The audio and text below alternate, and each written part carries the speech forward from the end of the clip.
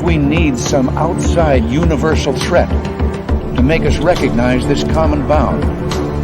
I occasionally think how quickly our differences worldwide would vanish if we were facing an alien threat from outside this world.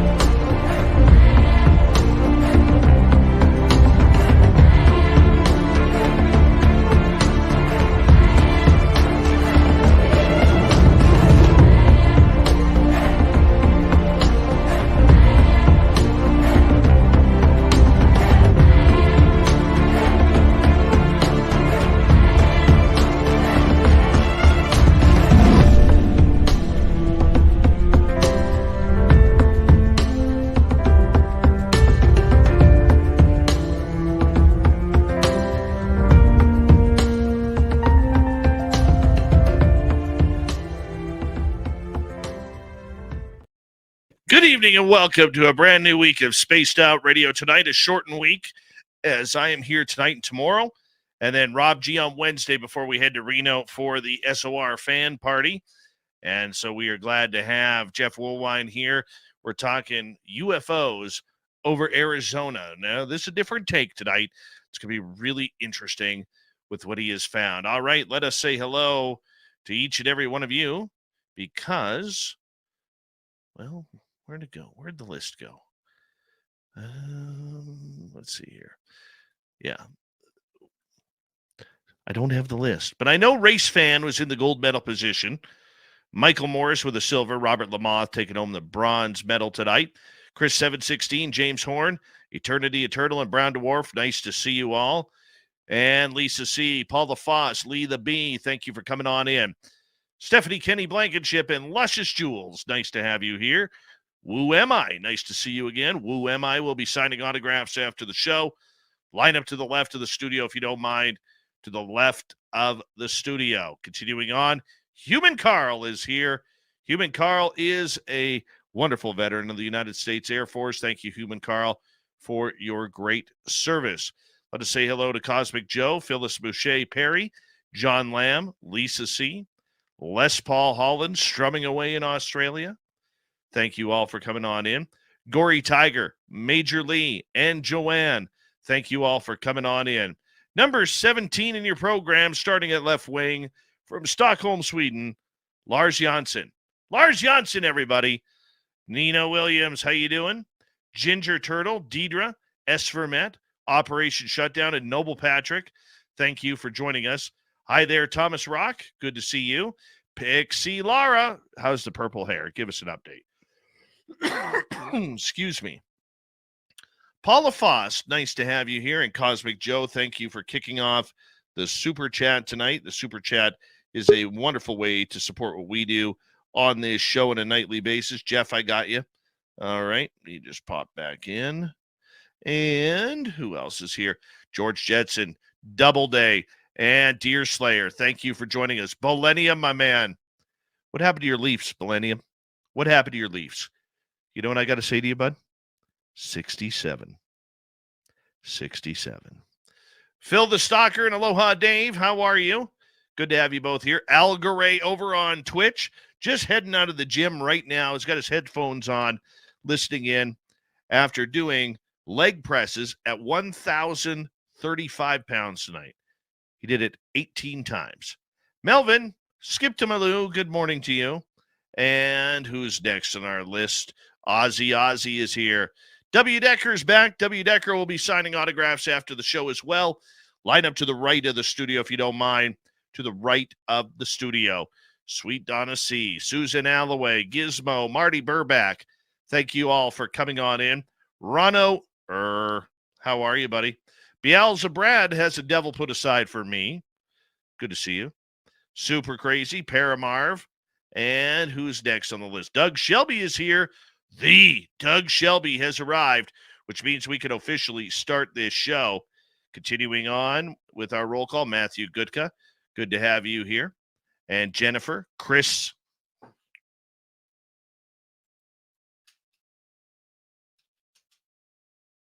Hello and welcome to the radio and podcast side of Spaced Out Radio tonight. My name is Dave Scott. UFOs over Arizona is the topic. Researcher Jeff Woolwine is our guest. We're just in roll call right now. Teen, how you doing? And who else is here? Kurt M., Scott B., Richard Elmore. Thank you for joining us. And Christine Lynn, good to have you here. Hi, CS, Sandra Kincaid. And who's next on our list? Rain, nice to see you. Good evening, Monica. Been a while. Glad you're here. And we are caught up. Totally caught up. There's Bill WD-40 lubing us up for tonight's show because you always want to go into a show nice and smooth. You don't want that rigidness. You want to go in smooth. And that's what Bill does for us right there. All right. Oh, he was in hospital. Oh, my goodness. Well, I hope you're doing better, Bill. Hope you're doing better. And Tets, how are you? Thanks for joining us. Remember, the super chat is open. Thank you, Joe, for kicking things off. Horns up. Let's rock, everybody.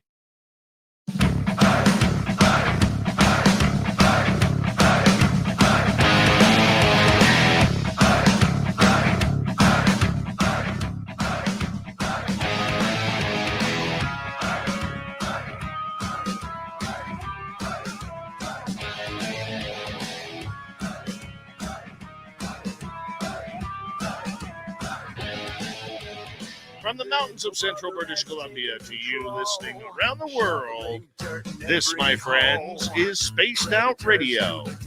I am your host, Dave Scott, sitting in the captain's chair of SOR headquarters.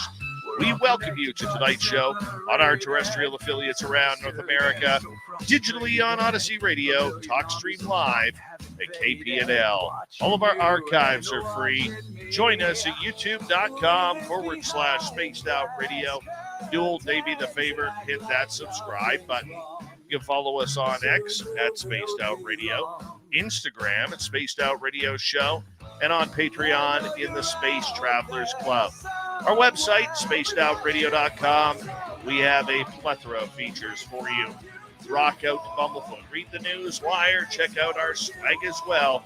Tonight's show is brought to you by Chive Charities. Help make the world 10% happier by visiting Chive Charities today. You can find them on our website. We got a great show planned out for you tonight. Jeff Woolwine is here to talk about the strangeness of UFOs over Arizona. And it might be more than we think. Then in hour number 3, Steve Stockton from Among the Missing is here with another spooky story. Follow that up. Courtney Marcassani is back for UFO Court. Let's get right to it. Jeff Woolwine has studied the Phoenix Lights for over 20 years. Born and raised in Phoenix, he was the first to prove that the Native Americans first saw and recorded the lights over 1,000 years ago, and other UFOs carved into petroglyphs in the mountains around Phoenix. In Jeff's research, he stumbled upon the true history of Phoenix that includes what the Phoenix Lights is and other UFOs that we see in the sky today. Jeff Woolwine, welcome to Spaced Out. First time. How you doing? Hi, how you doing? Glad to be here. Thank you so much for having me. Not a problem. We're glad that you are here as well. I always like to kind of kick things off by asking people how you got into this mess of UFOs because it's such an interesting topic. Was it the Phoenix Lights or were you more involved with it before that? Oh my goodness. I can remember I was born in Phoenix, Arizona. So I remember, playing catch football with my dad out in the front yard when I was like in the 5th grade. And there would be these orbs in the sky or these lights in the sky.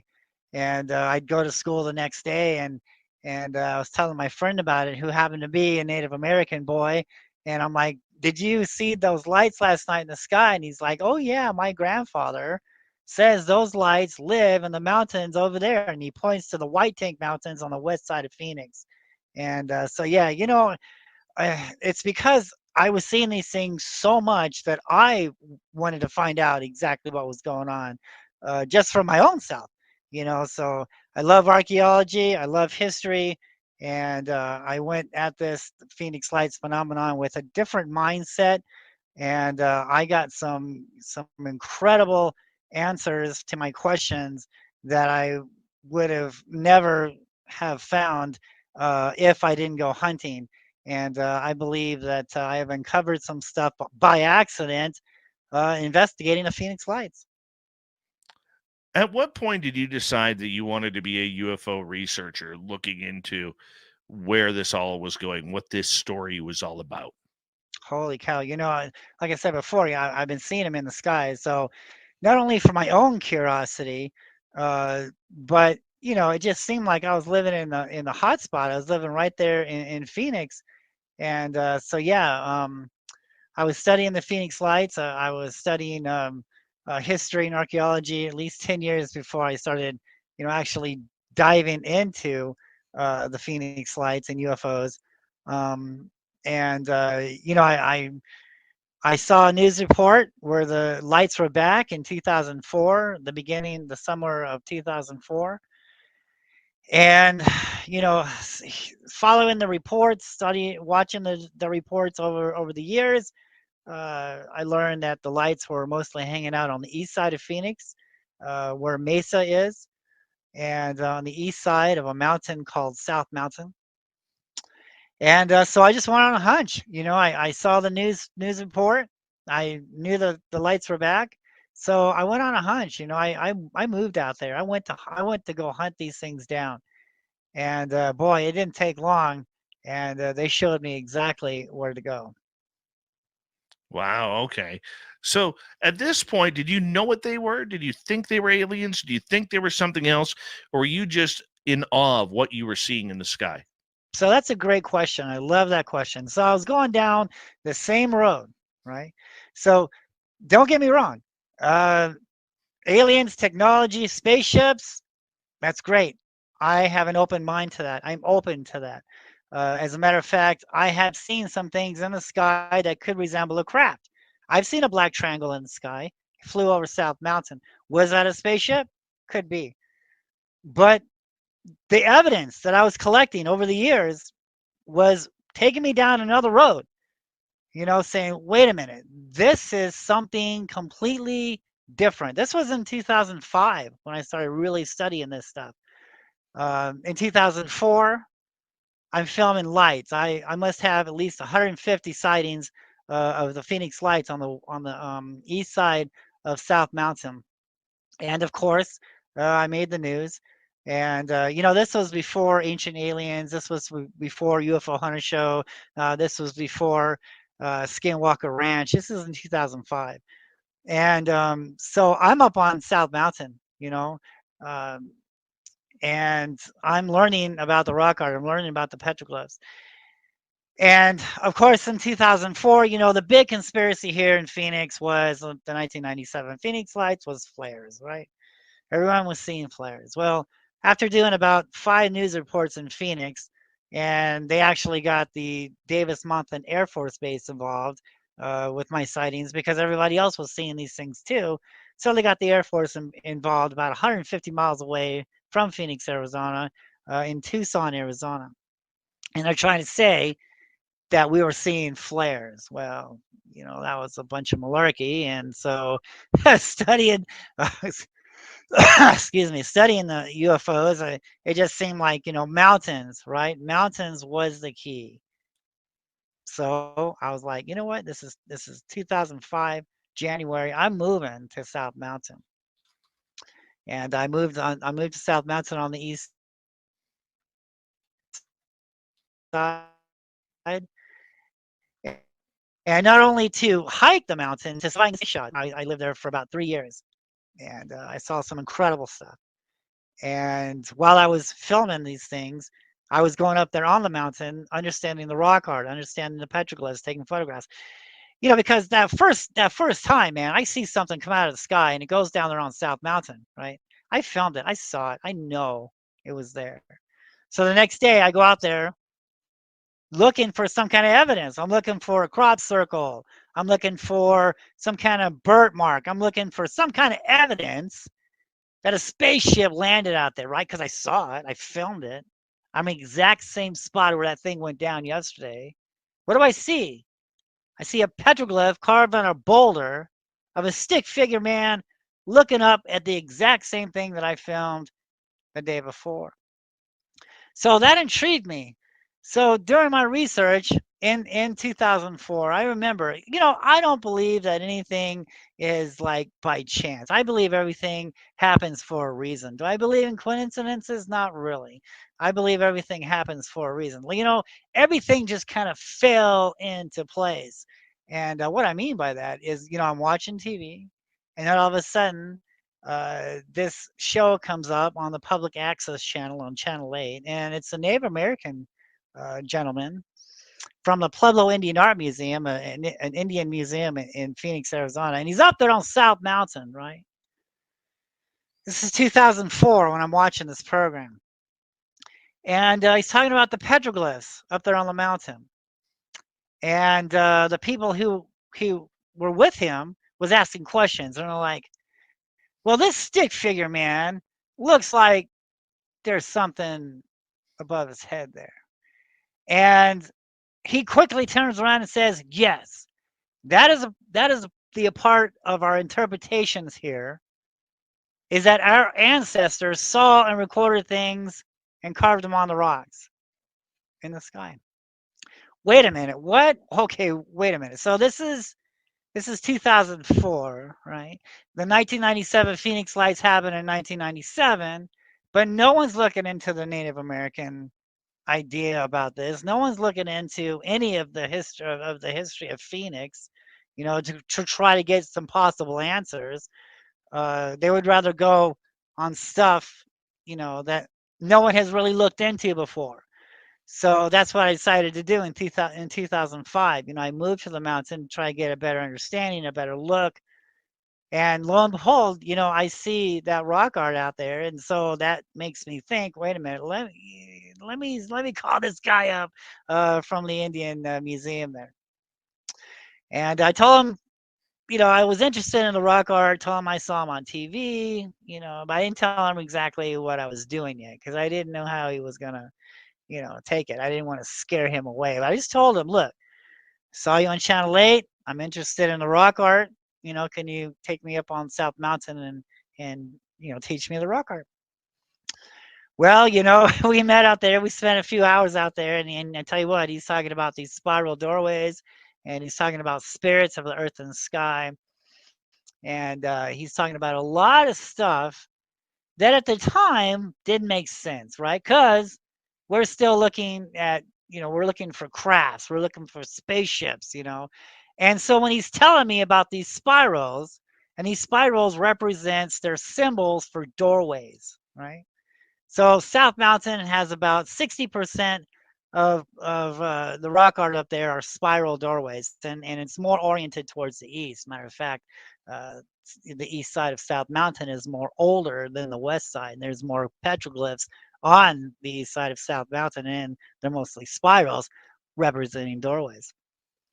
And he's telling me that the doorways, the spirals, the way to interpret these spirals is if the spiral is going clockwise, it's a doorway in. If a spiral is going counterclockwise, it's a doorway out. He says, now, when the spiral ends, it's probably going to end on this crack. And he points to a crack, this huge crack on the stone. He's saying that is the emergence point. That is the opening to the underworld for the spirits. And it's either that crack there, or if it points down, that means it's the ground. He says when the spiral points up, he says there's a vortex in the sky. There's a doorway in the sky. I said, what? A doorway? A vortex? Oh my goodness, you're kidding. Holy cow. That would explain the Phoenix lights, because we're watching these lights and they're just silently coming in, right? Not making any noise, not casting any shadows, not zooming all over the place, just quietly, silently coming in through that doorway, right? He's talking about this whole bunch of crazy things that, like I said, at the time was just, okay, this is great, this is cool. But over the years, watching these things, I soon learned that, this isn't spaceships that we're dealing with here. This isn't 2005. These things, they knew that I was there. Matter of fact, in 2004, like I said before, I followed these things to the mountain. I went out there on a purpose, on a hunt, on a quest to hunt down these lights. I think they knew I was coming and they wanted me to come, and I was there and I watched them. And then they went to South Mountain, so I moved to South Mountain, and I'm covering all this stuff. Let me ask you a question here. Why do you think they're not UFOs from Well, space? technically they are. I mean, they're unidentified flying objects, right? But once you see something come out of South Mountain and it's a huge serpent, okay, and the damn thing's alive, it's up there moving around, and it's clearly intelligent, it's clearly alive, and it's kind of following you over to where you're filming it at, and it's right there in the sky, and it's morphing, it's changing shape. After a while of seeing stuff like that, you kind of come to the conclusion that that's not really a spaceship, dude. That thing's alive, right? And I was the first one to talk about this, to actually prove this, in Phoenix and probably United States. We had a lot of theories, or we think the Native Americans are talking about, the rock art, but no one has actually proven it. And sitting there for so many years, I'd see these things come from that mountain or go down into the mountain. I'd go out there and I'd see the exact same shape carved on the rock over 1,000 years ago.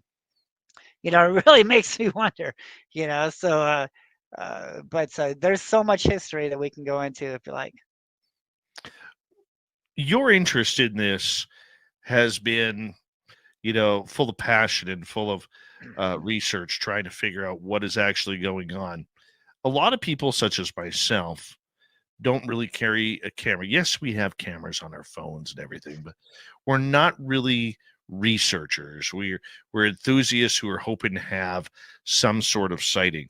At what point did you decide that you wanted to start bringing your camera out and start filming all of this? Holy cow. Ever since I was like, I was seeing them, but I didn't have a camera. I was seeing it, but I didn't have a camera. I'm like, okay, that's it. I got me a good video camera and I got me a fanny pack, and I put that camera in the fanny pack and I walked everywhere I went. There was a camera on me.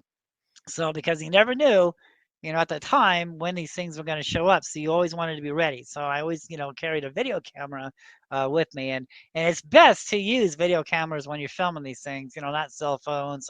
Because the cell phones you can't really get the distance or zoom in that well. I mean, some of these cell phones are pretty good lately, but it's always best, in my opinion, to use a good quality video camera and film the things that way.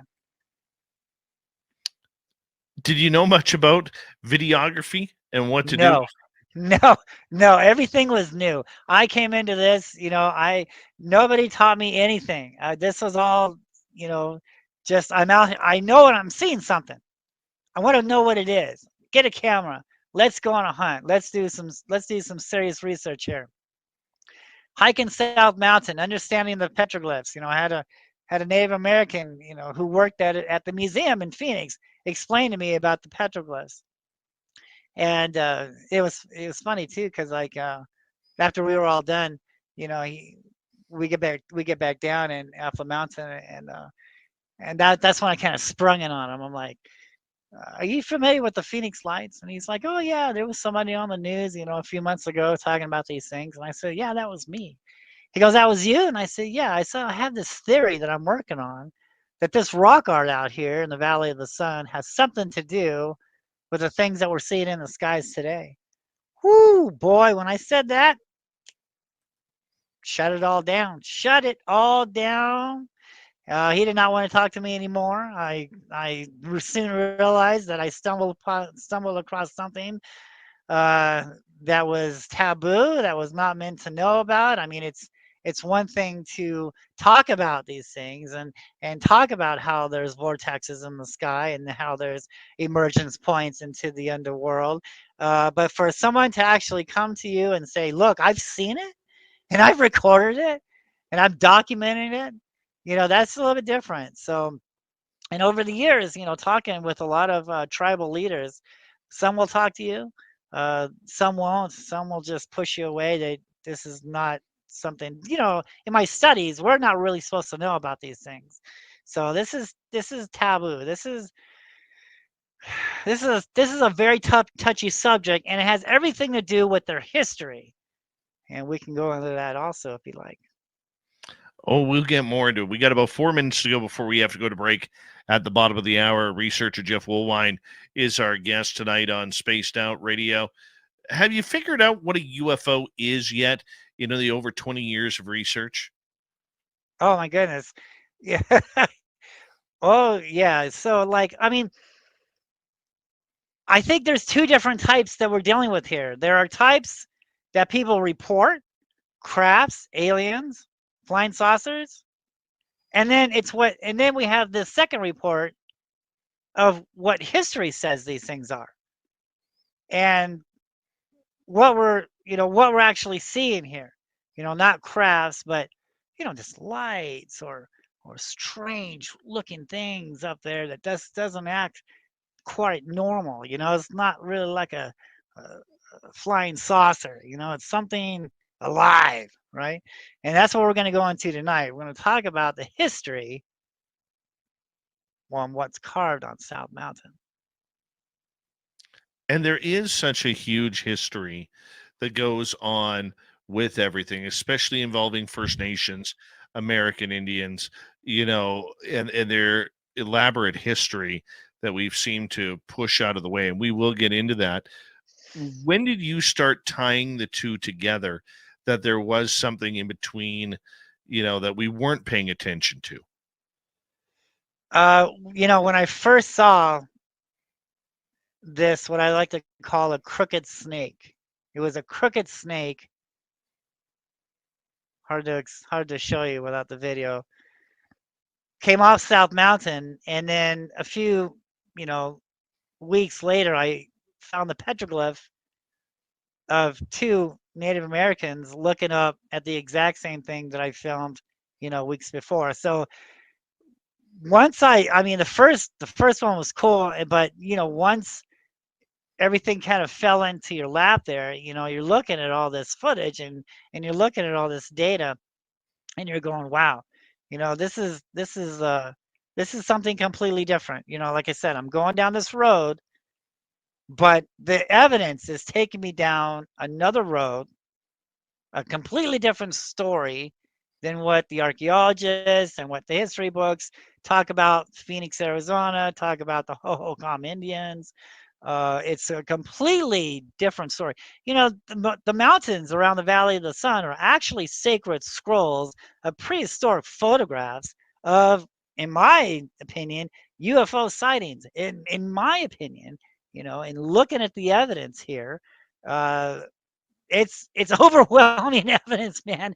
That's yeah, and they're not seeing spaceships. I've been all over the mountains in Phoenix, and I have not once came across anything to resemble a spaceship. So what the archaeologist likes to call these things are anthropomorphs. So they're shape-shifting entities. They're shape-shifting Quetzalcoatl, if you will. So we're going to talk about how the Mexicans were in Phoenix, also how the Mayans and the Aztecs were here, and how they left the gold. So yeah, we'll get into it. Oh, definitely we will. How much fun do you have doing this? Oh my God. I've been doing this for many years, and it's always a blast, because you never stop learning. Once you think you've known it all, boom, something else comes around. You're like, holy cow. And it just adds more, icing to the cake, more and more. You can never stop learning about these things. But, once you get started, I tell you what, and you see it and you understand, the way you look at things now, just the whole way Earth and history is, it makes you, think a little twice about what we were led to believe, but what archaeologists' evidence is telling us about UFOs and UAPs. And That's right. Jeff Woolwine is our guest tonight on Spaced Out Radio. And when we return, we're going to talk about his look into the Phoenix Lights and how it ties to Native American history. We will be right back on the Mighty SOR. Stay tuned. My name is Dave Scott, your host with the most tinfoil, and you are enjoying Spaced Out Radio tonight.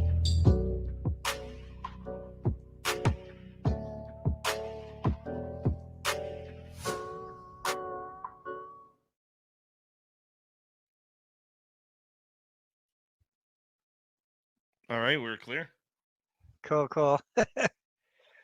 Yeah, it's gonna get deep. I'm looking forward to it, man. Okay, brother. That was a Hold quick on half to your. hour. Huh? That was a quick half hour. Yeah. Well, it's gonna go a lot faster. I mean, like I said, I can talk forever on these things, man, and it may seem like 15 minutes, but it's like 20 hours later, but yeah, I there's a lot know. of there's a lot of good information here. Mm-hmm. All right. There we go. Just scrolling down my chat room here. Wildberry, how are you? Candy Wolf, good evening. Tim Mothman and his goatee, good evening. All right. So, what do you do when you're not hunting UFOs? Ghost hunting. My wife's got me Nice. on all, my wife's got me on all kinds of adventures, man. Doing seances and all kinds of stuff. I have an 1800-year-old seance machine that puts magnetism in the atmosphere to contact ghosts. That's what we did at the Paracon in Tombstone this year and last year also. And so yeah, and I'm a filmmaker, so I put all that stuff into a film on my YouTube page. It's called Haunted Encounter Adventures. That's the YouTube page. Whoa.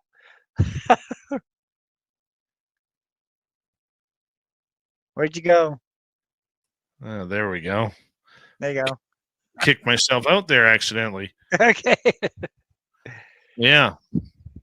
Right on, man. Right on. Yeah. Just so you know, there's a little bit of hockey ribbing going on right now. Just Min, I don't have my Canucks jersey on, so I'm not memorializing a failing and soon to be forgotten hockey team. We're going to beat you in 5 or 6. Okay, we're going to beat you in 5 or 6. You're not moving on. The Vancouver Europeans, because can't call them the Canucks. Okay, the Vancouver Europeans will be out in round 2. It's that simple. Shaking my head.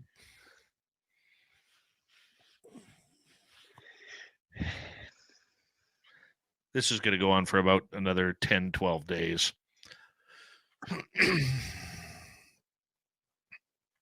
Hopefully 8 days.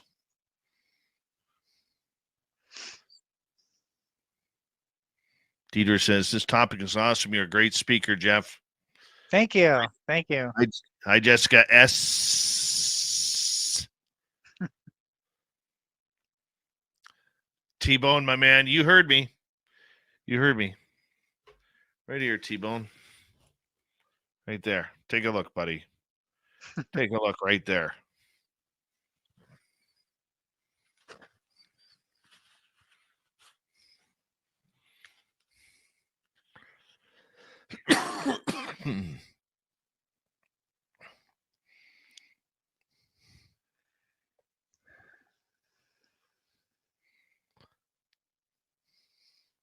All right, we got about just over 90 seconds.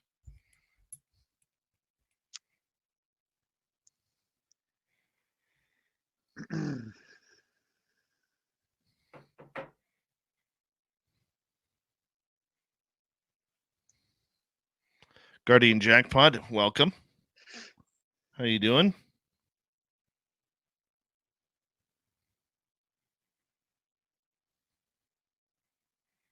Mm-hmm.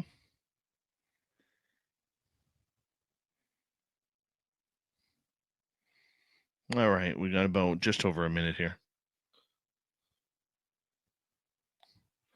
Bill WD-40 still lubing for tonight, which is nice. Thank you, Deboruni.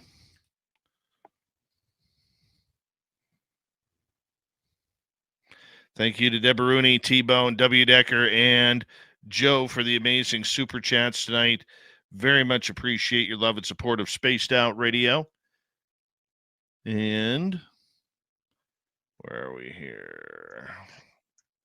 We got about 35 seconds.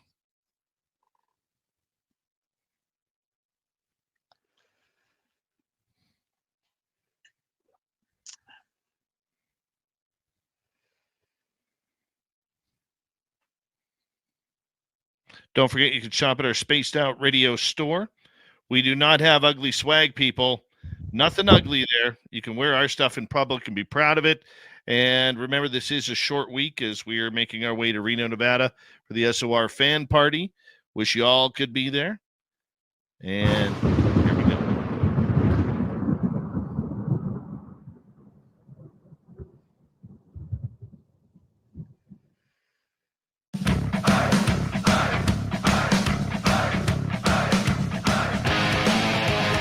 Welcome back to the second half hour, Spaced Out Radio tonight. My name is Dave Scott. Always appreciate earning your listening ears wherever you are on this beautiful planet we call Earth. Reminder to all of you that if you missed portions of this show or others, you can always check out our free archives by going to youtube.com/Spaced Out Radio. Do old Davey the favor, hit that subscribe button. Our website, spacedoutradio.com. We have a plethora of features for you. Rock out to Bumblefoot, read the news wire, check out our swag as well. Follow us on X at Spaced Out Radio, Instagram at Spaced Out Radio Show, and on Patreon in the Space Travelers Club. We continue on with Jeff Woolwine. He is a researcher out of Arizona, looking into the Phoenix Lights and the high strangeness around it. Jeff, welcome back to the show, my man. Thank you. Thank you for having me. All right, let's get into it. 1997, March 13th. What happened? Well, so there was apparently 2 sightings. So one we can't verify, unfortunately, of a supposed V-shaped craft going over the city of Phoenix, a mile wide long, reportedly going only 8 miles an hour. All right. And then we've got what we can prove. So I'm an investigator. I have to go with facts. Hearsay's good, but we have to go with what we can prove, the evidence. So the evidence is 4 videos of lights on the west side of South Mountain. That's what we have here. We have reports and we have books and we have people doing documentaries of an alleged craft going over the city of Phoenix. But unfortunately, there's no evidence of this. It's been over 20 years now, and it's not one single video of anything flying over the city of Phoenix. I want to make that perfectly clear here, people. How can there's just no evidence of this. It's nice. It's great. I wish we had video, but we don't. We got lights on the west side of South Mountain, the west side of South Mountain. So, and why do we have that? Why do we have that video? At least, one video from one person is because I was following this guy named Tom King. He was a regular sky watcher out here in Phoenix, and he was filming a lot of lights. And this is the reason why, when the lights appeared in 2004, I wanted to go east because Tom King was filming lights out there in east. So I knew that the east side was a hot spot for the Phoenix lights. But yet the 1997 Phoenix lights happened on the west side, and lo and behold, who was there but Tom King? Tom King was one of the 4 people that filmed these lights. So, and again, thousands of people saw this, but only 4 videos. So again, we have to go with what we can prove, what's credible. And why? Why do we have that video? Well, it's because Tom King was filming lights prior to March 13th, 1997. He was filming them weeks and days before that. So he was ready. So my point is, if anything was going to fly over the city of Phoenix, Tom King would have been there on his roof, man. He would have got that evidence. But all we got, and what everybody else got was lights on the far west of South Mountain. Are they flying? No. They're coming in silently. They're making this arc. All right. Basically, they're connecting from South Mountain to the Indian Reservation Mountain called the Australia. And Australia means Star Mountain. Isn't that interesting? So basically, they linked themselves. They did this arc in this huge valley between Australia and South Mountain. And that was it.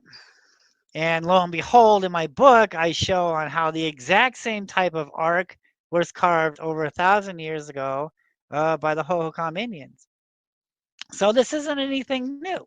I mean, the Phoenix 1997, that's nothing. Okay, that's just what made the news.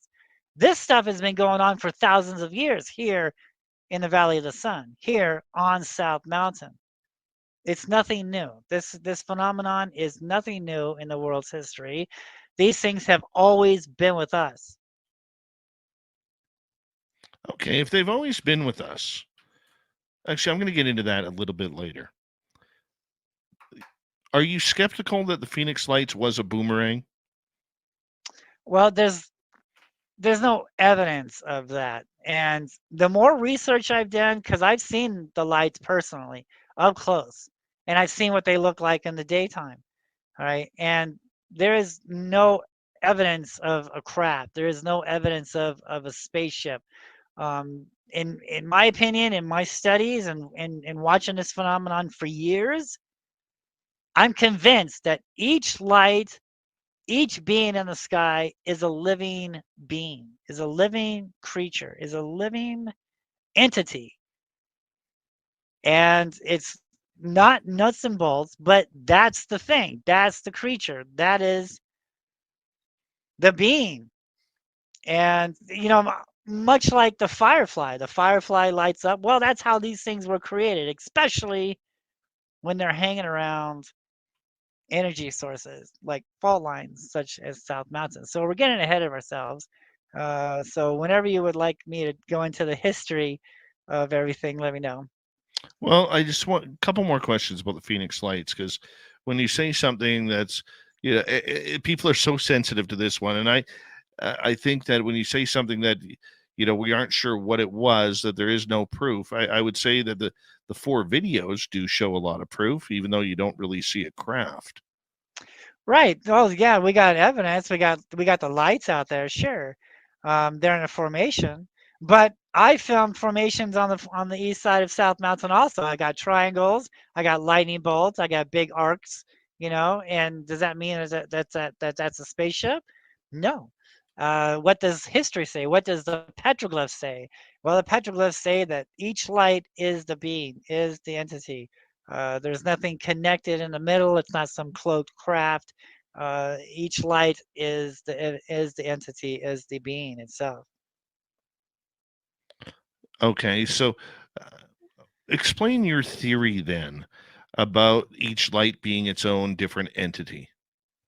Okay, so that we're gonna have to go like I look at the 3 points of credibility because we have to, prove what we're talking about here. We have to verify what we're saying, and I've been doing this for many, many years, and so I look at the 3 points of credibility. One, we can read about these things in old manuscripts, old texts, um, things like this, old scrolls, such as the Anunnaki and things like this, right? We can read that stuff from anywhere from 3 to 7,000 years ago.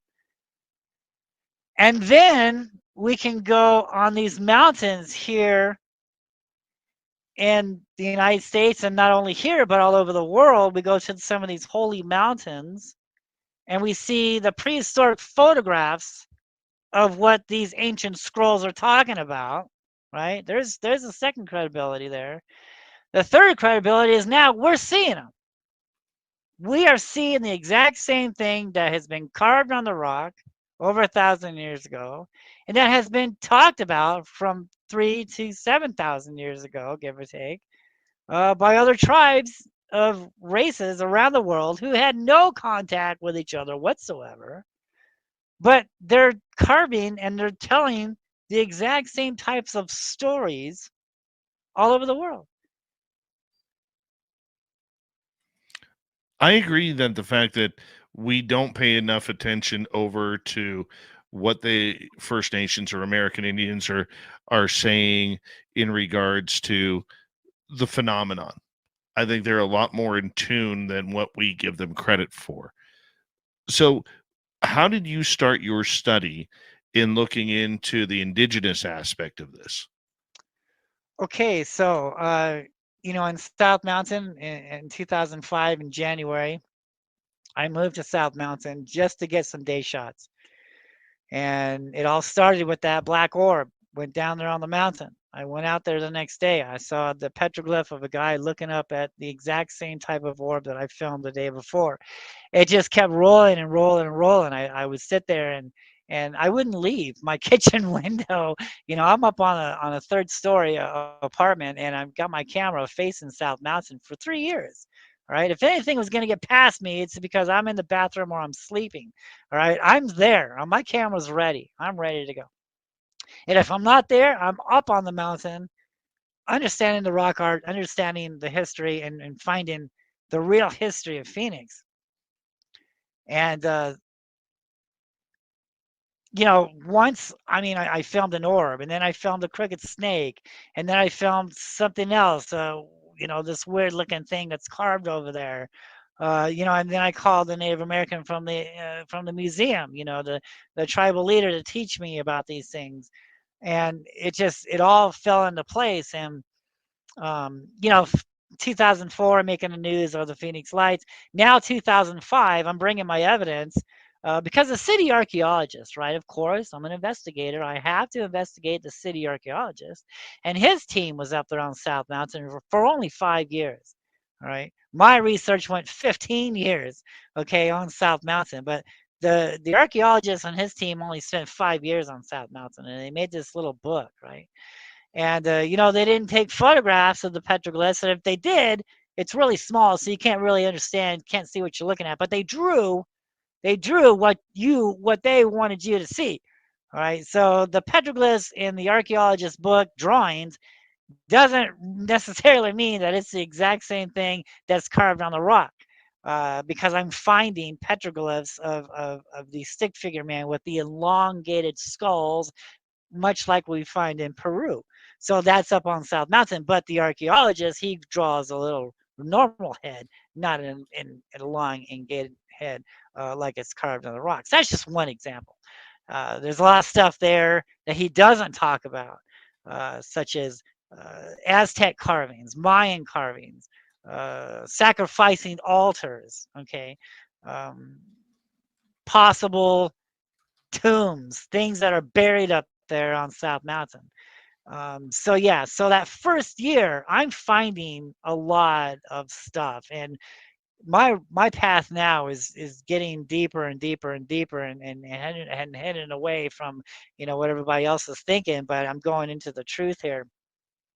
And so yeah, the news gets word of what I'm doing, and then eventually, and they analyzed my stuff. I had to give my videotapes over to the news so a video analyst could verify that I'm not hoaxing this stuff and I'm not faking it. And then I'm bringing the archaeologist's book, and see, look, the archaeologist, he drew the exact same thing I filmed in 2005. I'm showing, presenting my evidence to the medium, and of course this circles.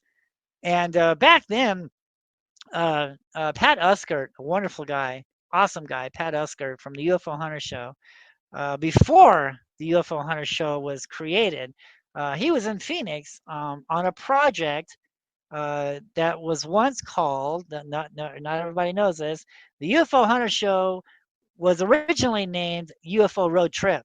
That was the original name for the UFO Hunter Show on the History Channel. And so he was in the making of the pilot of the show.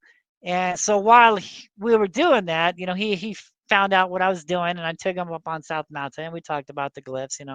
I wrote a 7-page article for UFO magazine on my discoveries out here. And so many years later, we did a pilot, and then years later in 2007, that's when the show had already been on the air. That's when we decided to do a real show. And so this not only was the pilot for the UFO Hunter Show, but also for the Ancient Aliens TV series. And and then in 2007 we went up on the White Tank Mountains, and then by then, because that's many years later, I've got even more evidence. Okay. And so that was great. Pat Escort, he's a wonderful guy. He's a great guy. I love working with him. And so yeah, I'd like to get into the history of Phoenix, if it's okay, Sure. We got before I lots of get time. way ahead of myself and start talking about the stuff. Okay, so I'm finding all this stuff on South Mountain. I'm finding evidence of tombs. I'm finding evidence of giants. I'm finding evidence of this weird stuff that the archaeologist is not talking about. Okay, and I'm wondering what is going on here. So this is like a whole year. And then now I'm like, okay, let's go to the Phoenix Library. What does the library have to say about Phoenix, or about South Mountain? So I went up on the fourth floor. I had to present my ID, and I said, "Give me everything you have on South Mountain." Well, they come back with this huge folder, and I open it up, and lo and behold, what's staring back at me? But the first park ranger, Charles Holbert, right? And he was the first park ranger from the early 1930s to the late 1940s. Right? He was the first custodian of South Mountain, the first park ranger. And apparently, he was a very well liked guy.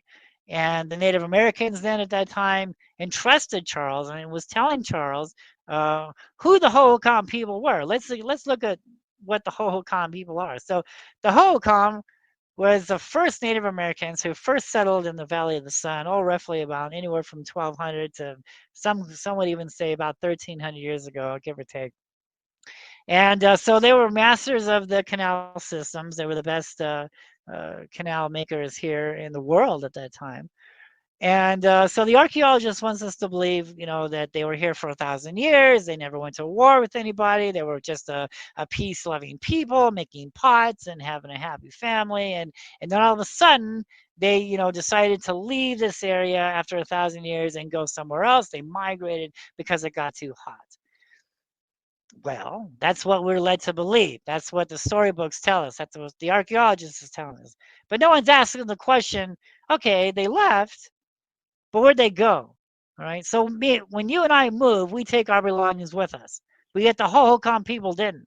They left all their stuff behind and simply vanished off the face of the earth. Not only the tribe here, but also other tribes around the world that seem to come up missing around the same period of time. All right. But they just want us to believe they migrated somewhere else because it got too hot. No evidence of where they went. So, well, I mean, and so now the Pimas consider themselves ancestors to the Hohokam Indians. Matter of fact, the Pimas consider themselves ancestors to the Hohokams. They're the ones who named the Hohokams, the people who are gone, the people who are missing, the people who got taken away, because we don't know what happened to these people. But I think, in my opinion, I think more of the Tohoto O'odham tribe is more inclined to the Hohokam. But that's just my opinion. But um, and so they told Charles, like, what happened to the Hohokam people. And Charles Holbert writes in his journals, man. He wrote this huge thing, this whole paperwork. And what did he call this journal type thing? This manuscript of his? What did he call it? The Lost City of Cibola, the Lost City of Gold, because he believed that the Spanish conquistadors rolled into the Valley of the Sun and was looking for some of the lost cities of gold from the Mayans and the Aztecs, and they felt that Arizona, Phoenix, was a part of that missing gold. Archaeologists don't even want to admit that the Spanish came this far, but I have found evidence, and Charles Holbert clearly had found evidence that, yes, the Spanish conquistadors were here in the mountains of the Valley of the Sun looking for gold. And so they say that his journals, he writes, when the Hohokam people first got here, they didn't know how to live.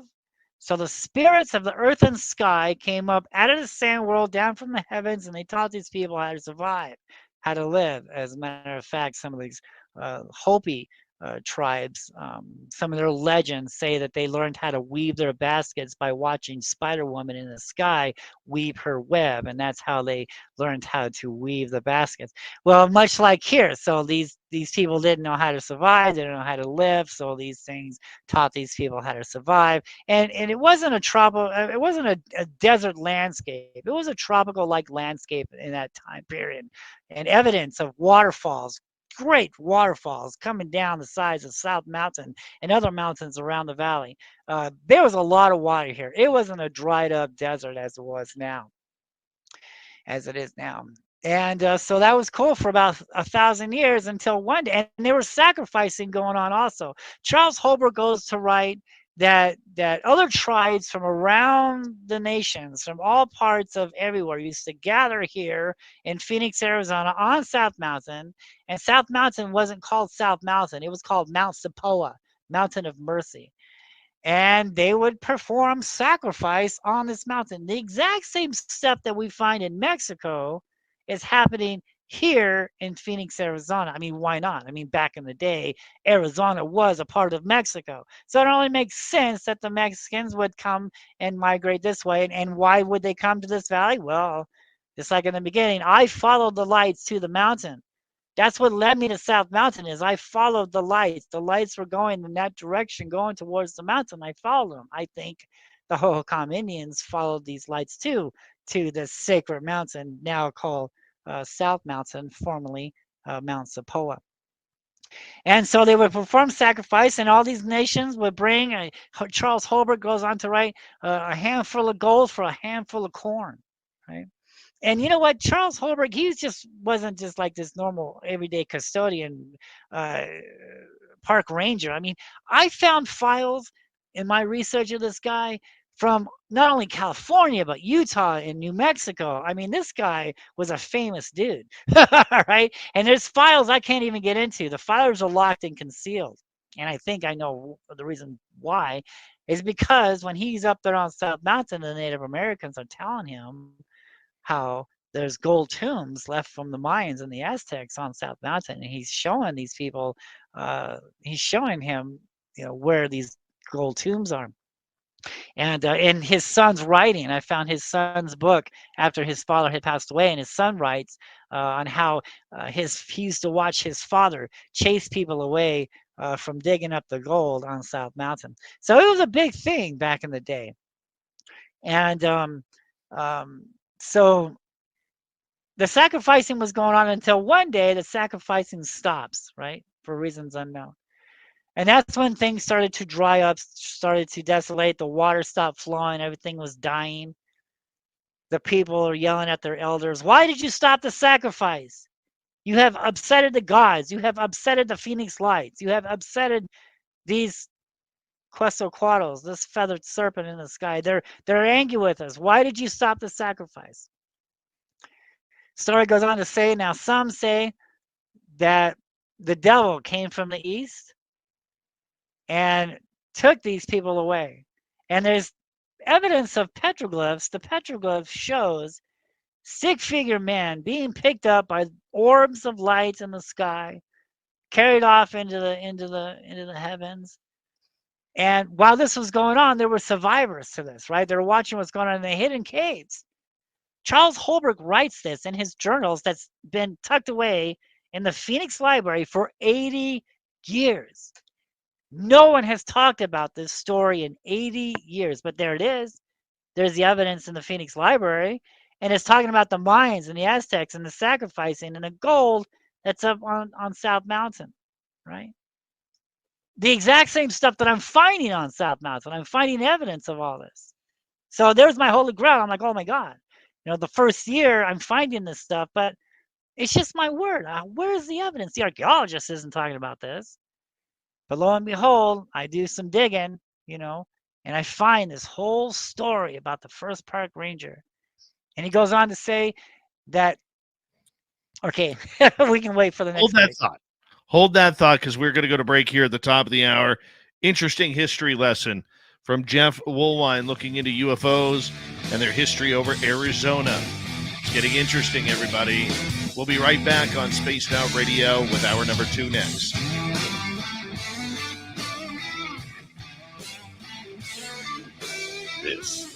Spaced Out Radio with host Dave Scott.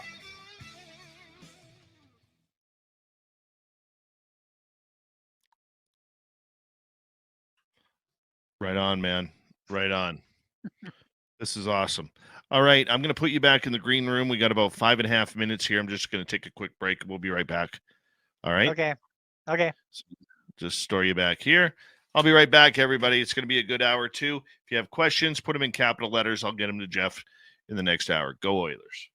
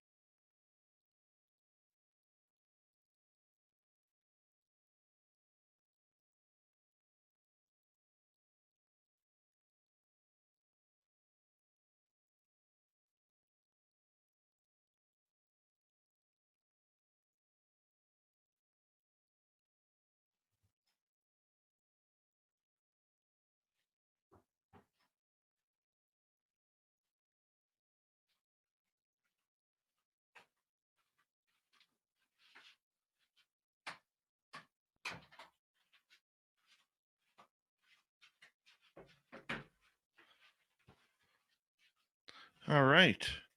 We are back. Trucker Andrew, how you doing, buddy? Good to see you again. Great guy, Trucker Andrew. Anybody else joining us?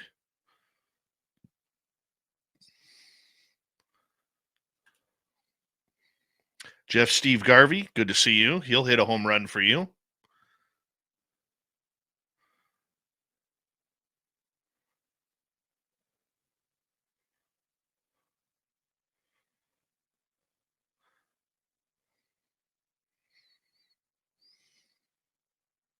I think we're caught up.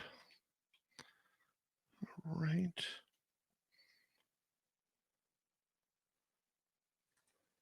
There's Jeff. Jeff, 1 second here. We're coming back in 10 seconds. Thank you to Joe W. Decker, T-Bone ×2, and Deborah Rooney for the great super chats. Thank you for the love and support. Don't forget you can shop at our Spaced Out Radio store on our website. Here we go, everybody.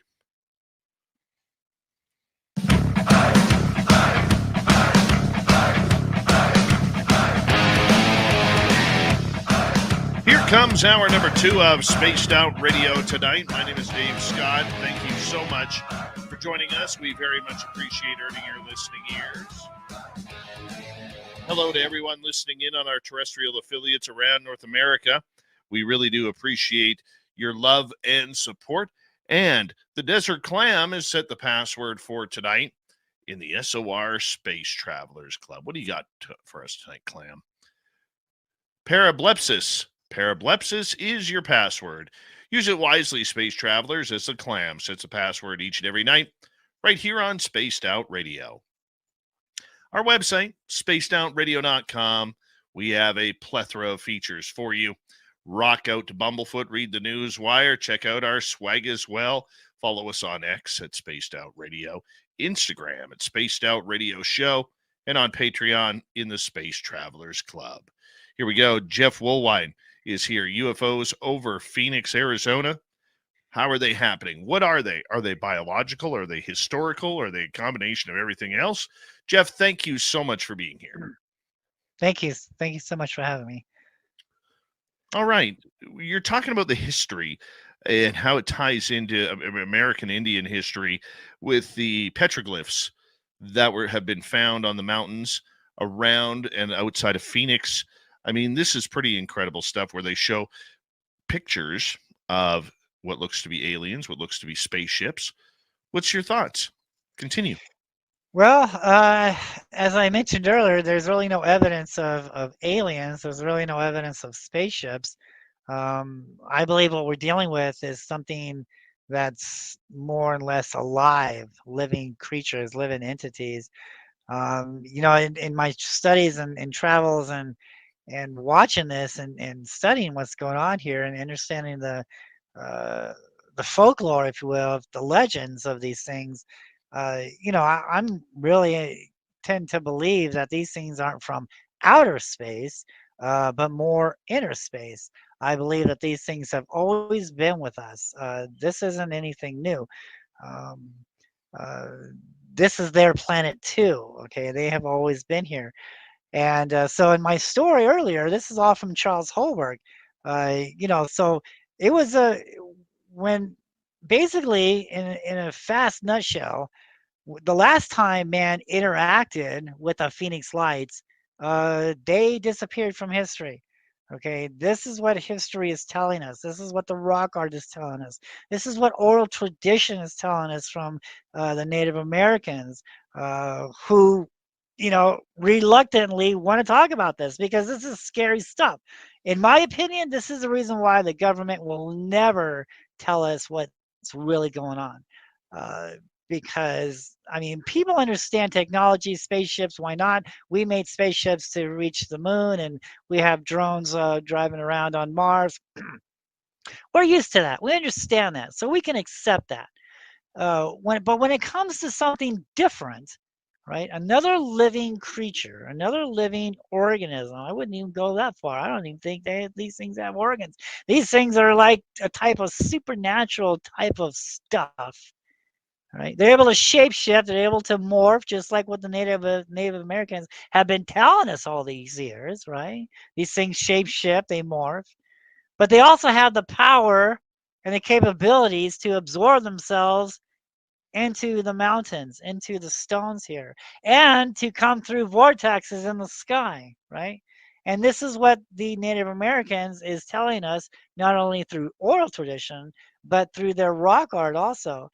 And I think it's time we take a second look at some of these petroglyphs out here, because they are telling us the exact same stuff that we're seeing in the skies today.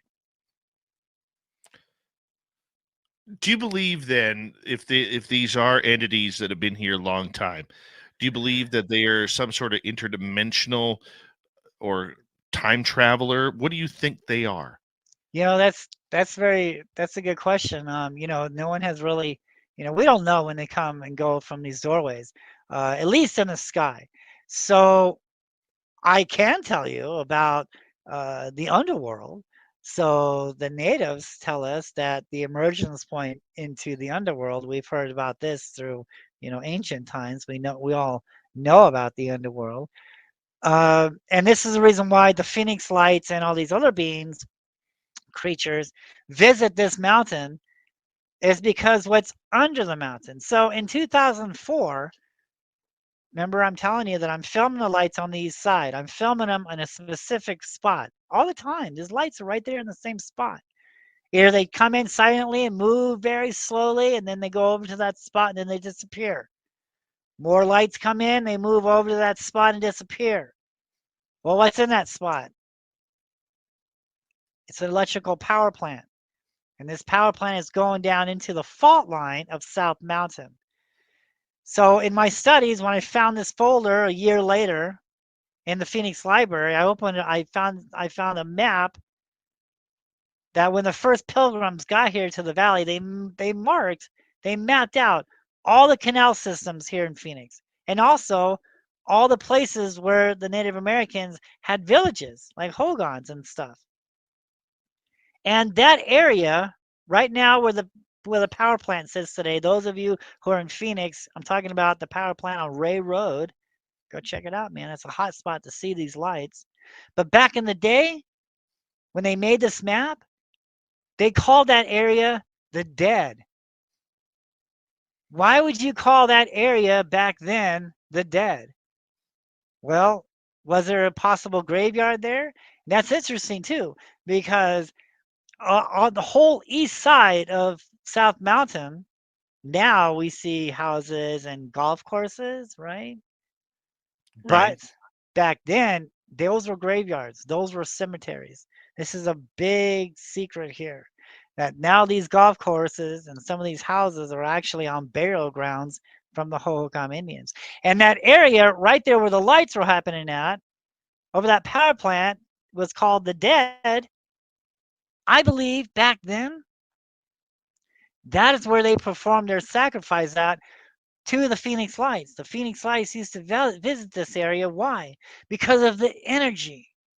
The energy has everything to do with it. That's the reason why these beings are constantly visiting this mountain called South Mountain, is because of the fault line under the mountain. Native Americans say they're going down into the underworld. On a scientific analysis, they're visiting that fault line. They're visiting that energy. Oh, and check this out. So they're not here all the time. All right. So sometimes, some months they're here, right? We see them. And then other months they're gone. Where do they go? The next year, oh, they're back, right? And then all of a sudden, they're a few months later, they're gone. Well, the Hohokam Indians, they made what I call light and shadow effects. All right. And they're tracking the changing of the seasons. All right. They're using the sun to cast these shadows on these rocks, on these petroglyphs, to track the seasons. Okay. Archaeologists wants us to believe, well, it's just changing of the seasons. It's telling the natives that it's time to plant corn. Has nothing to do with planting corn. It has everything to do on when these visitors, when these beings will visit this mountain. We have shadows cutting through spirals, right? And where does the shadows go? These points of light cut through that spiral, going into the crack of the stone, into the underworld. And then we have petroglyphs on that same panel of men looking up at what looks like flying snakes in the sky, flying entities, flying feathered serpents. The exact same stuff that we're reading about in Mexico is the same stuff here. All right. And so when it comes to the energy spots, right there, man, that's why that power plant is there today, is because it's bored down into that fault line, right? And it was attracting the lights to that energy source. And it has everything to do with the season. So the first year, right, I'm right there, and the sun was perfect, casting a shadow on my floor from the window. So I tracked each month, just like what the Hohokams did with their light and shadows. And I learned that they came during the equinox and the solstice, and it was a changing of the seasons. When the sun aligned perfectly with these energy fault lines, with ley lines, some people like to call it, when the sun aligns, when the changing of the sun, changing of the season, it attracts these beings to these energy sources. When the seasons change, the sun moves across the sky. It's in a different position now. It's over somewhere else. So these beings are over there now. These creatures are over there absorbing the energy. When the sun comes back over to our side, so are these creatures. So it's basically they're following the energy. It was a pattern. The first year was cool. Second year was wow. Third year was that's it. You know what I'm saying? It repeated itself, and that's how we were able to track these beings in the sky on when it was Were, going to visit South Mountain. were there any differences in sightings during, say, eclipses or meteor showers or solstices? So, well, yeah, so January, February, March, April, May, right up to these equinoxes and um, these changing of the seasons, if you will. Yeah, the creatures were here. They were there a lot, man. And then the sun would move, and then they'd be in a different position. Now, I have seen good video, of this thing in the sky over Mexico during a eclipse. I personally haven't seen anything like that, but I've seen evidence that it has happened. But I haven't seen anything, as such as an eclipse attracts, these things. So Okay, so you have noticed a pattern though of when they show up, when they arrive. Have you found any of these doors in the sky and witnessed them coming out? so yeah, so like my wife and I was up on South Mountain in 2019, and this light appeared in the sky, just this light. Pam, she's got binoculars. I'm on the video camera. And next thing we know, out comes this black thing from the light. And it was a serpent. And Pam's freaking out. Oh, it's a snake. It's a snake. It's a snake. And we're watching this thing going across South Mountain in the sky above the mountain. And then it changes. It anthropomorphs. All right. The archaeologist likes to call these things shapeshifters, anthropomorphs. And that's what it was doing. It was shape shifting. He went from a serpent, a snake, into a stick figure man, where it looks like his hand was on his hip, and it's scooting across the mountain there. You can find all these sightings on my YouTube page, the Phoenix Lights Petroglyphs in the Sky, and also on my Facebook page, Jeff Woolwine, the Phoenix Lights Petroglyphs in the Sky. And can I plug my book real quick while I'm Absolutely. here? Right ahead. Yeah. Yeah, so it's called The Phoenix Lights Petroglyphs in the Sky. That's the hardcover. And then the full book is on 15 years of research, is on Amazon and Kindle. It's called The Covered Up History of Phoenix, Arizona. That goes into a lot of stuff that hasn't been talked about in 80 years. It's got good photographs and a good story, and it takes the reader on a magical journey through time to understand how the Hohokams were here and the Mayans were here and all that stuff. And then it goes into it's showing the tombs that I've discovered out there on South Mountain and a lot of other stuff. When you are going through all of this, have you noticed or talked to other researchers have noticed these exact same patterns of like you have from other different parts of, say, North America or the world? So being the first to do this here, everybody was laughing and ridiculing me for at least 10 years now. It was bad, because they're not open to this. They haven't seen what I've seen because I live there. I live by that mountain. I witnessed so much activity. And I went from flying saucers, aliens, technology, men from Mars to hold the phone, man. This is something different. Look at the evidence here. These things are alive. These things are creatures, right? And even the UFO Hunter show was telling the audience, well, it's just Jeff's interpretation. Well, it's not my interpretation, man. It's there. I'm not saying anything that hasn't been said before. I'm just bringing this information that has been lost and covered up for 80 years back into the public. And not only do I have the photographs and the evidence to show what I've discovered out there, but I've got the first park ranger Charles Holberg talking about this stuff. And so I forgot the question. Sorry. Well, just if you had talked to other researchers Oh, about, that's right. Yeah, so they were all ridiculing me and telling me I'm seeing flares and balloons and all this stuff. And so that went on for like 10 years. And now, my stuff has been on the internet. I've been talking about this. My story has never changed. The whole time I've discovered this in 2005. And so my stuff's out there on the internet. Now, some of these, if you notice, some of these shows are talking about what I'm talking about. Well, I'm sorry to say I was the source. I was the original one to prove all of this. The energy source, the energy patterns, the sun pattern. I mean, there's a lot of stuff that me and you have talked about right now. I mean, so I didn't understand back then when I was doing the UFO Hunter show in 2007 that basically I was about 15 years ahead of some of these other researchers. And it was very frustrating, and it took a lot of years for the public to catch up to what I've been saying all these years. And finally, now I'm getting reports all over the country now. People are sending me flying snakes. Pat Uskert is emailing me saying, dude, holy cow. Did you see the serpent? It's these jellyfish, people are calling them now. We didn't call them jellyfish back then. We called them tadpoles, or flying serpents, but now they're called jellyfish, and Pat's like, dude, people are actually seeing, and I'm like, that's what I've been trying to tell you all these years. This is what's here, you know. And so now it's finally now catching up. But being the original source to all this information and just the ridicules, and but I never went away. They were hoping that I'd go away, but I knew I was right.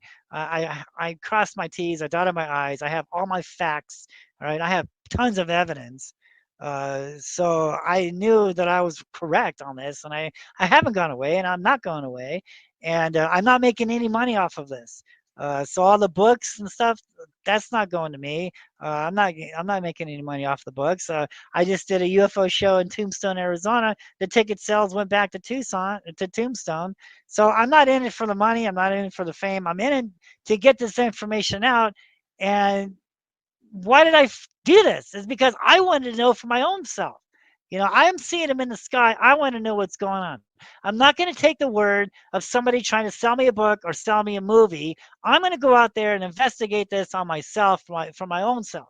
All right. And this is what I discovered. This is what I accidentally uncovered because like I said, I was going down this road.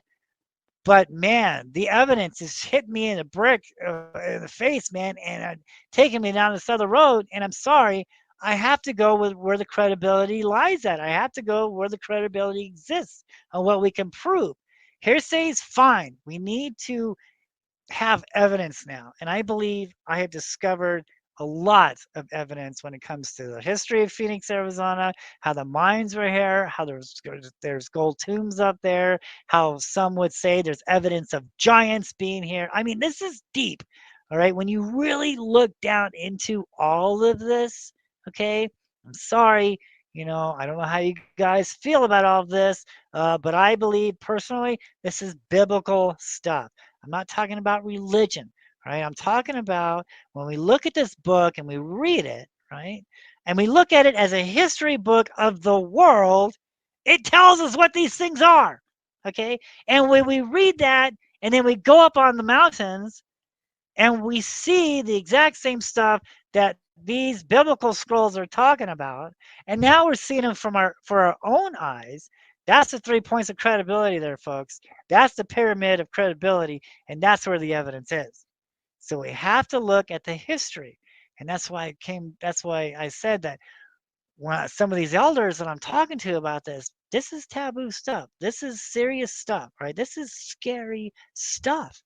I call them monsters. I have seen some stuff out there on South Mountain that'll just curl your hair. And it did with me. When they're flying at me, look at my videos. These things are coming off South Mountain, flying over my apartment complex. I've got diamonds. I've got orbs. I got weird snakes in the sky. I got crazy things. I got sparklers flying at me. This is crazy stuff. All right. It's scary stuff. Oh, and guess what? Oh, yeah, there's somebody else watching these things also. Oh, really? Where Oh, can yeah. people find your videos and your photographs of this? You can find it in my books. Just search my name, Jeff Woolwine, on Amazon and Kindle. Just search my name, Jeff Woolwine. There's 3 books out there. It's actually one book. It's one solid book. There's over like 1,200 photographs or 1,200 pages in this book.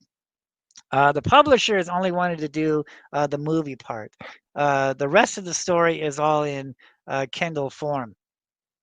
And so, yeah, you can find the hardcover on Kindle or hardcover on Amazon and eBay and other bookstores. And then the ebooks you can find on Amazon.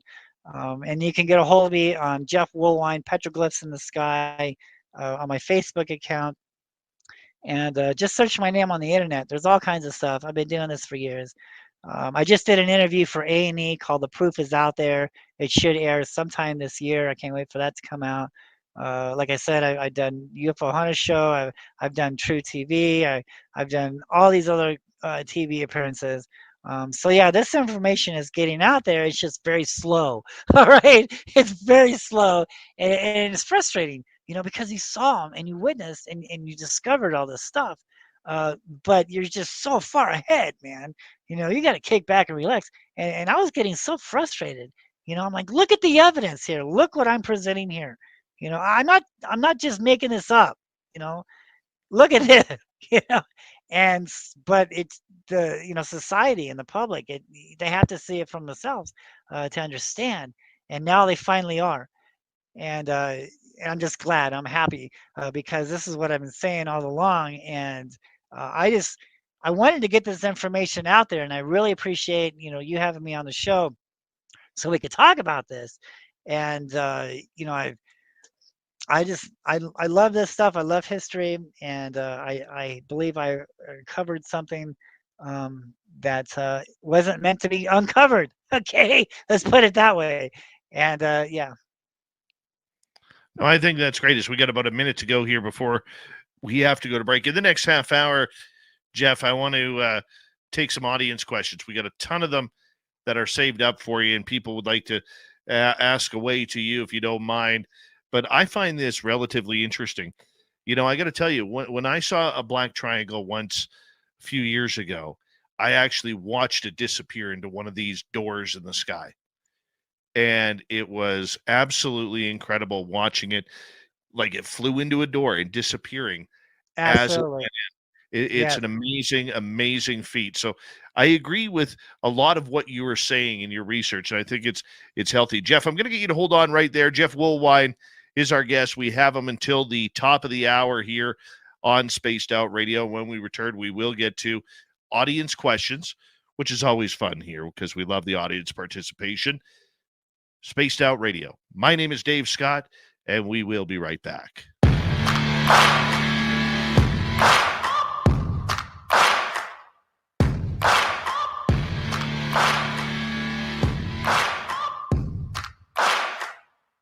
You're listening to Spaced Out Radio with your host, Dave Scott.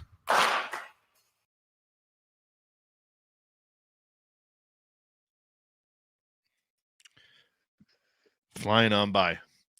Flying on by. Hey, Hi, yeah, One it Life is. Man. How you doing? Excuse me.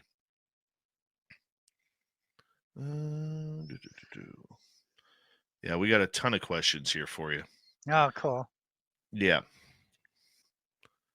Man, there's just so much information and how to squeeze it in, into 2 hours. I only had an hour and a half in Tombstone, and it's just like, how do you cram, 15 years of research, into like 2 hours? There's just so much that we haven't even covered. We haven't talked about the Giants. We haven't talked about, why isn't anybody going up there looking for the goal today? I mean, there's so much. And if you want to ask that question, that'd be great. But it's just overwhelming stuff there. And, thank you again for having me. Oh, absolutely, man. Absolutely. Let's see here.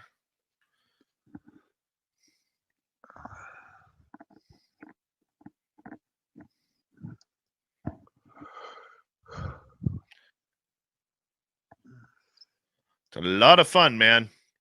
A lot of fun. It's definitely interesting, that's for sure. It's been an incredible ride all these years, And I've met some incredible people too. I've met a lot of jerks also, but a lot of cool people doing this investigation and stuff. And so yeah, it's been great.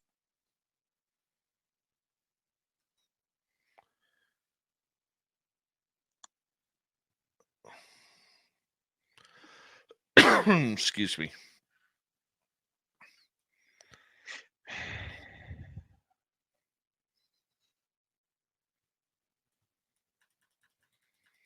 All right.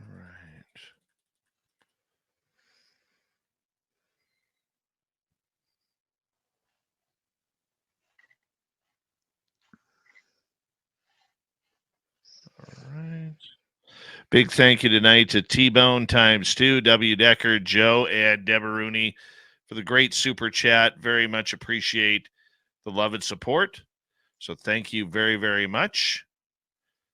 And don't forget you can shop at our Spaced Out Radio store.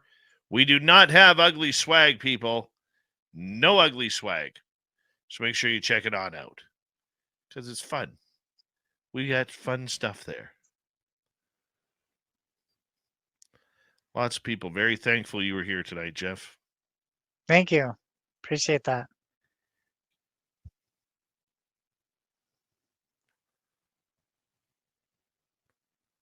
Let's see here. Got about 30 seconds. Philip Backenuts, how you doing?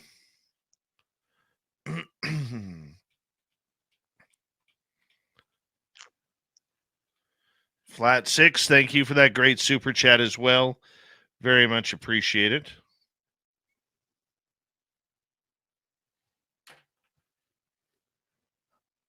Five seconds.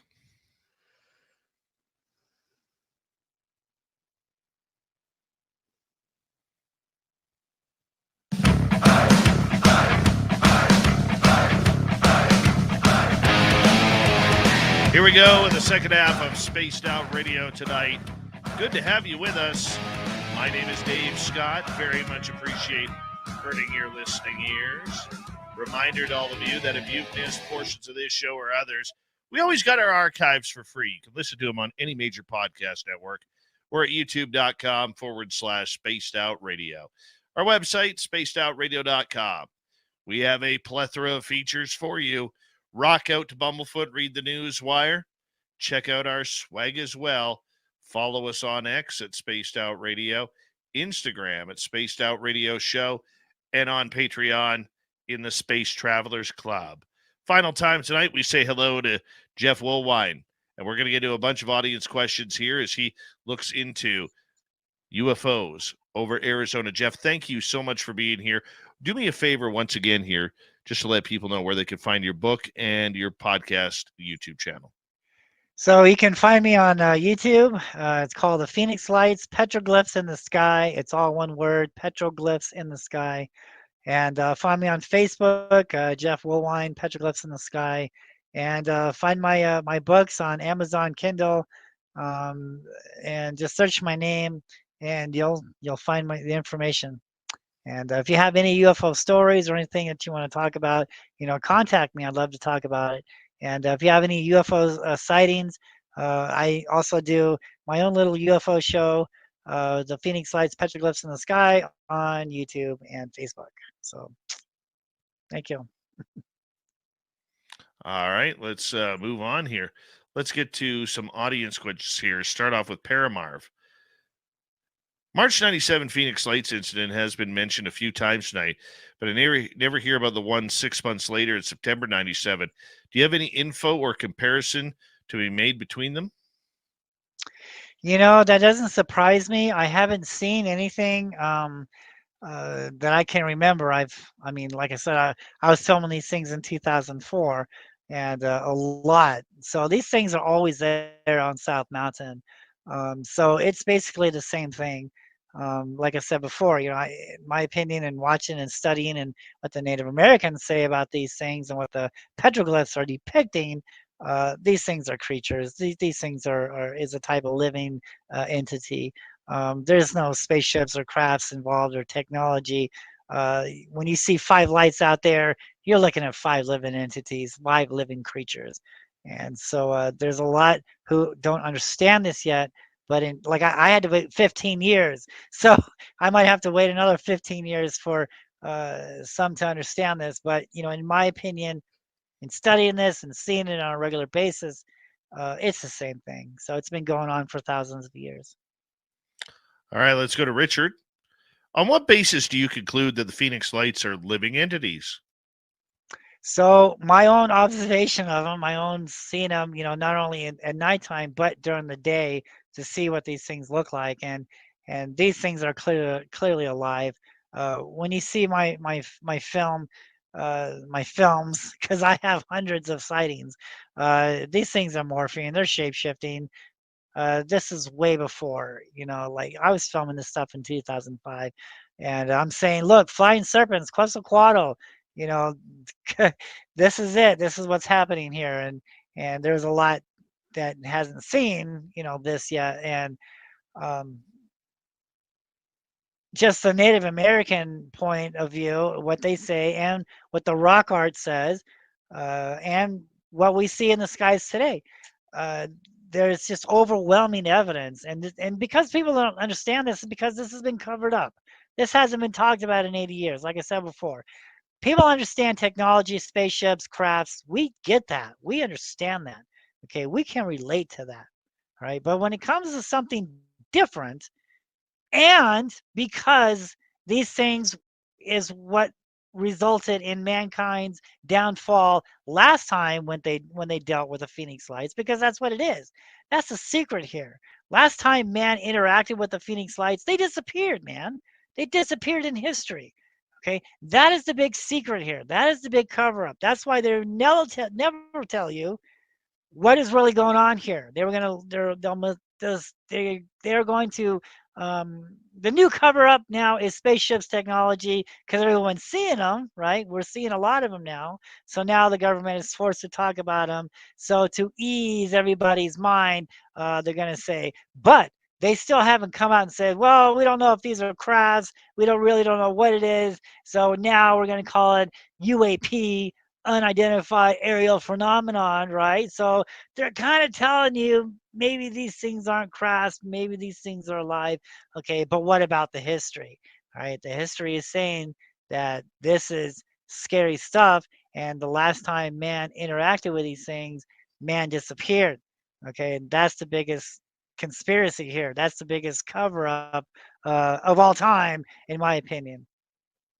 Okay, let us go to another one. Matthew would like to know, why were the Phoenix Lights then seen in Nevada, California, and New Mexico? Just curious.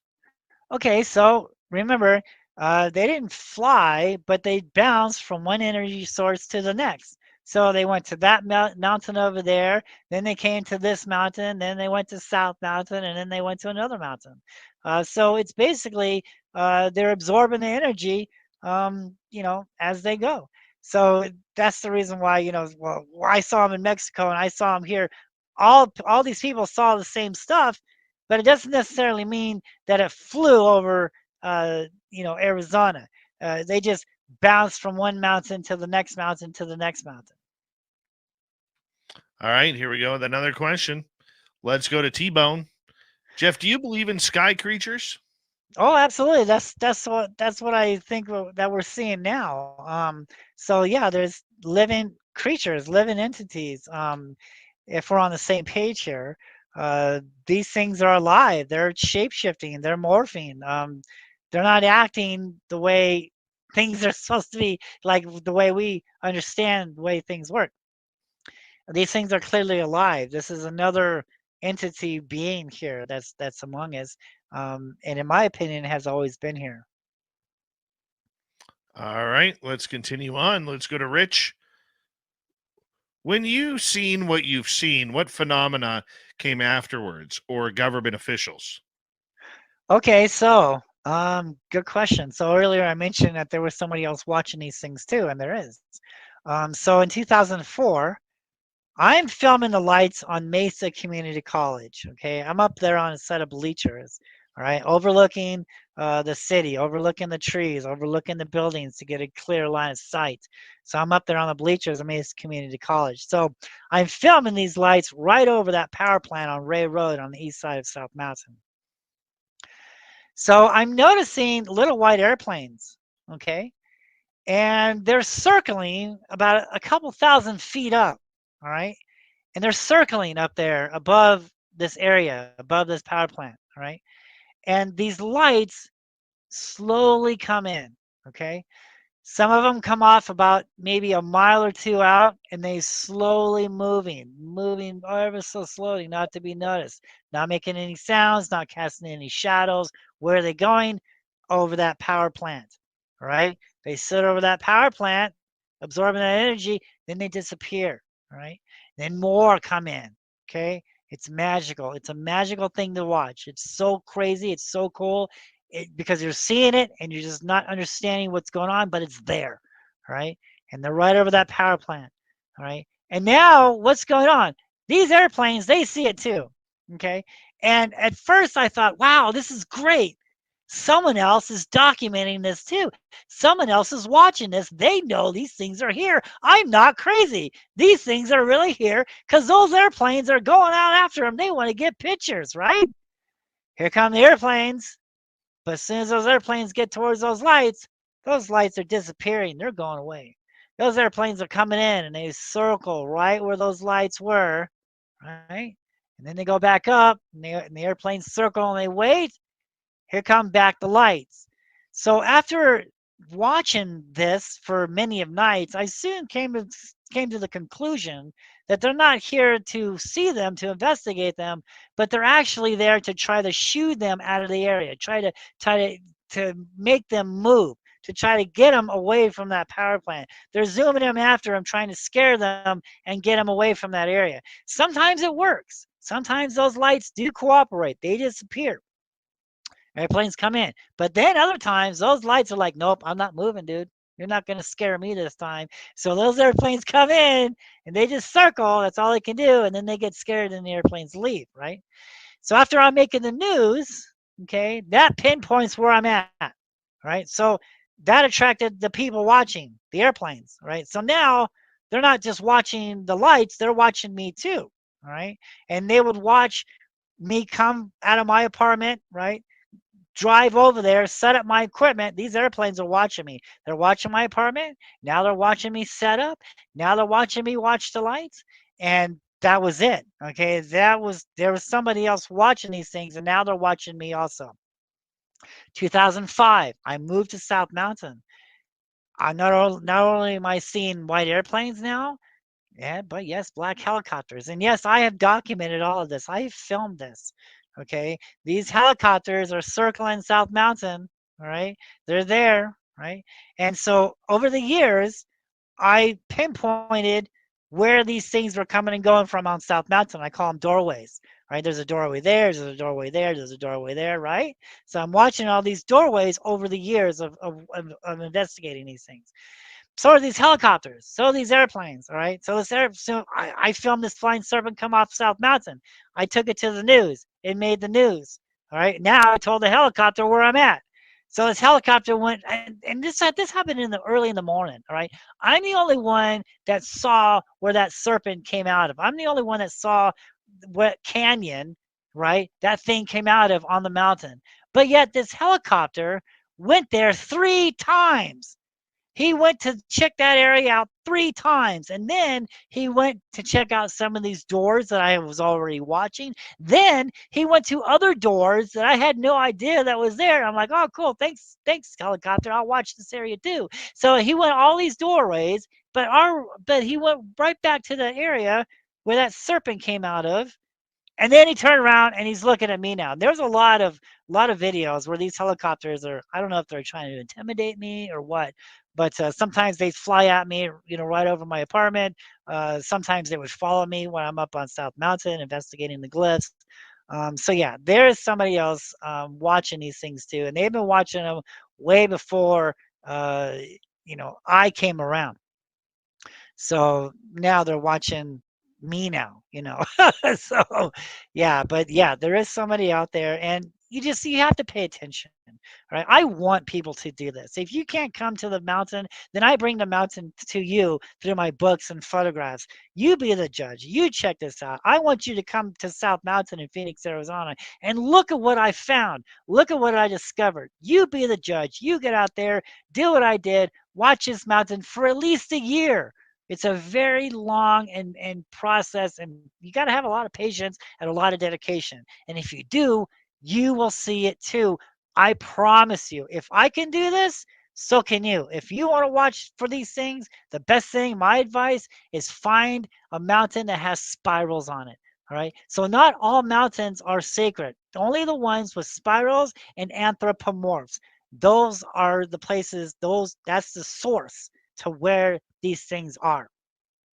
All right, let's go to S. Ferment here, and he's asking, why are the petroglyphs considered evidence while today's experiencers are not? A witness of a crime in the court of law is considered evidence, while UFO Phoenix Lights witnesses are not? That's a good question. We really have to, I mean, we have to look just look at it. So there's thousands of witnesses, but no videos. I mean, come on. We have 4 videos of what happened on the west side of Phoenix, right? From other skywatchers and from people not even a skywatcher who just saw it and happened to grab their video camera. Then why reported can't someone film a V-shaped craft a mile long going 8 miles an hour over the city of Phoenix, but no one can get film of this? I'm not saying it didn't happen. I'm just saying there's no evidence of this. And to be an investigator, a credible investigator, you have to go with what you can prove, right? A V-shape flying over Phoenix, that's all good and fine. That's great. But we have to look at the evidence here. And the evidence is leading us towards the petroglyphs, right? The evidence is leading us towards what the Native Americans, I mean, who better yet to understand what the Phoenix Lights really is from the Native Americans, the people who were, living here before us, right? And the rock art. They're telling us a story, right? They're telling us what's here. They've documented all this for us. All we have to do is have an open mind, a lot of patience, a video camera, right, to record this, and understanding, all right? And once you have all those combinations, you're good to go. You're going to see it. All right, let's move on. Let's go to Latchkey. Are you saying Kurt Russell and the ground level witnesses actually saw synchronized sentient orbs, but confused them for a mile-long skycraft? Yes. Yes, because why? Because we understand technology. We understand crafts, so we assume, okay? Because we have been led to believe of spaceships and crafts and stuff like that. Like I said, I've seen some things in the sky that could resemble a spaceship. I've seen a black triangle. I've seen some other things that could resemble a craft. But what I'm trying to say is I think what the majority of the public is mostly seeing are orbs and lights and weird things that are moving around different. This is something different. So we have two things that's going on here that we can totally verify. One, the witnesses accounts, the testimonies of crafts and spaceships and aliens, and then we have what we have on video was credible and petroglyphs and what the Native Americans are saying and what's history is saying. So we have two different things here, and so that's basically what I'm thinking anyway. Right on. Okay, moving on here. Let's go to Candy. What do you think the cloud like looks like? Living, floating things are that are seen lately. Plasma? Do you think it's plasma? Yeah, these things are like, oh my goodness. So when you're looking at the Phoenix lights, when you look at a one orb, when you zoom in on that thing, and I did like different filters, like I did like this infrared filter and I did this like pastel filter type thing, right? I'm experimenting, and I'm getting a different look, right?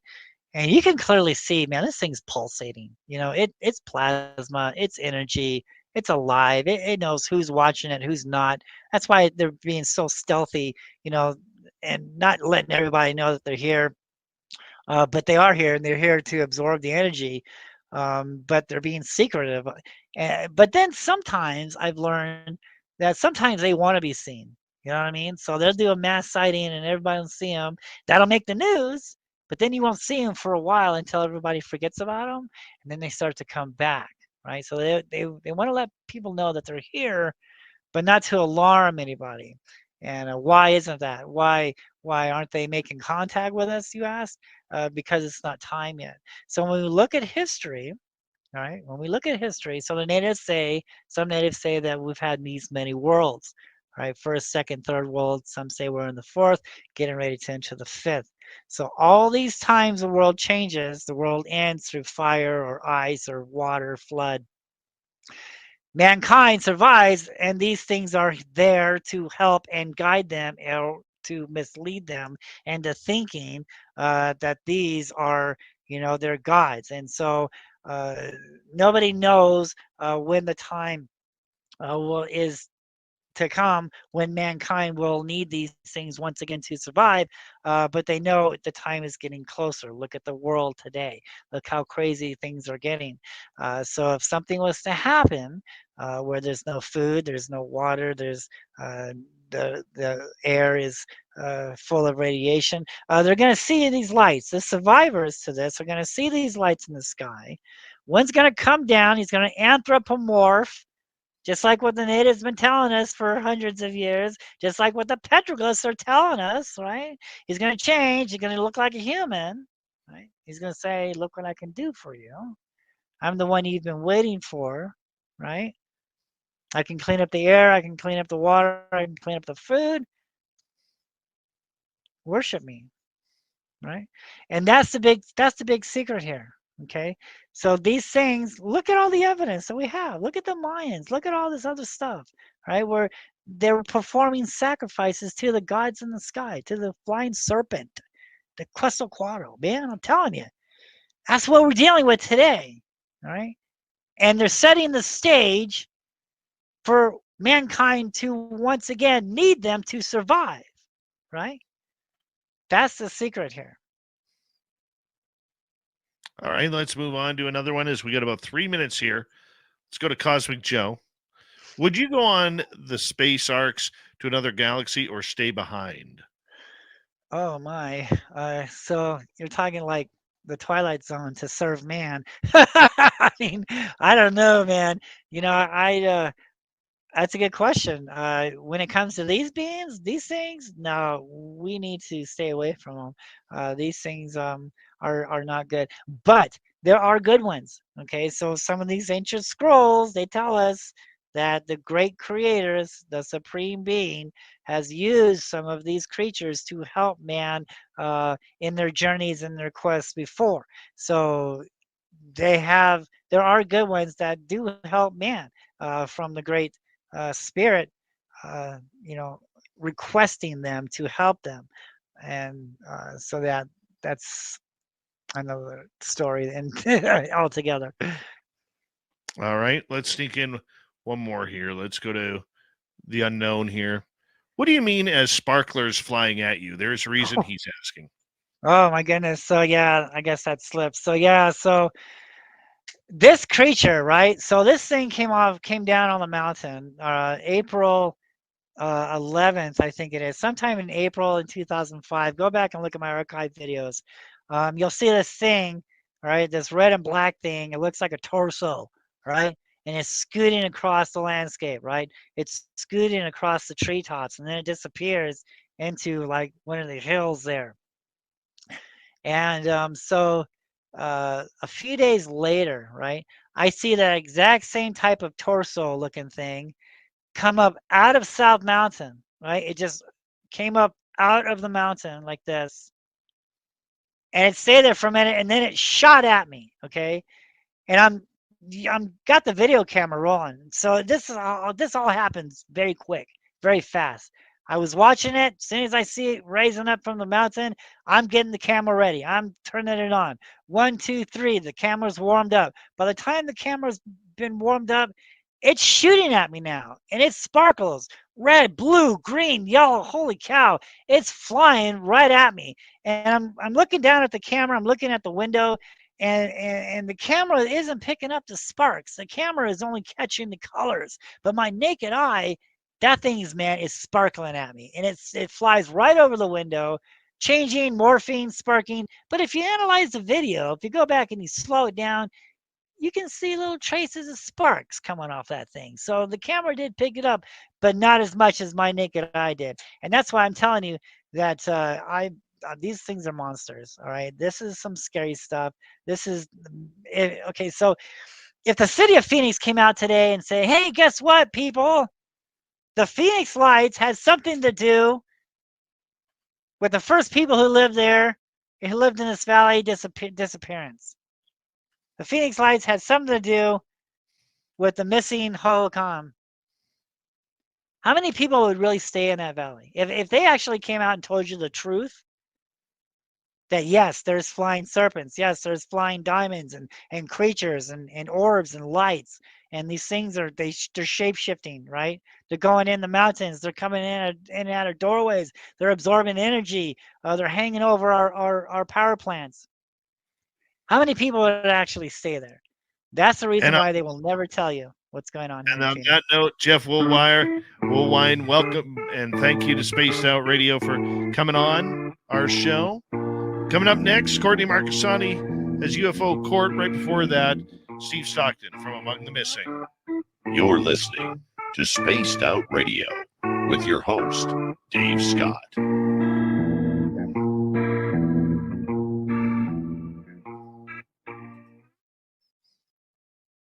Cool, brother. Thank you.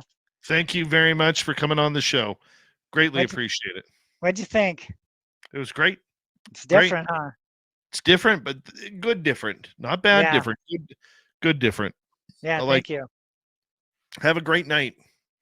Yeah, you too. I'd like to come back sometime also. Absolutely. Okay, We yeah, gotta just fix let it. me know whenever you have a slot open. All right, buddy. You take care. Thank you so Thank you. much. Thank you. Bye-bye. Bye-bye. I liked it. It was like a refreshing look at ufology. It really was. Be right back, everybody. Hi, Castle Dude.